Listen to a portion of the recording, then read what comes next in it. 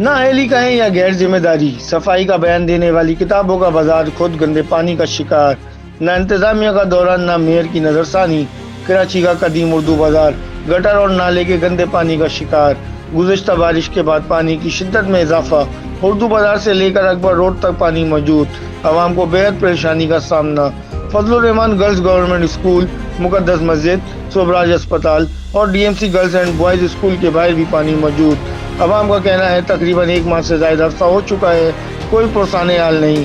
کبھی عوام اپنی مدد آپ کر بھی لے تو دوسرے روز بھی گٹر کا پانی روڈ پہ آ جاتا ہے۔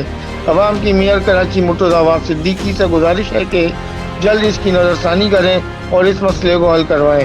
محمد حسن ندیم، ڈیجیٹل نیوز، کراچی۔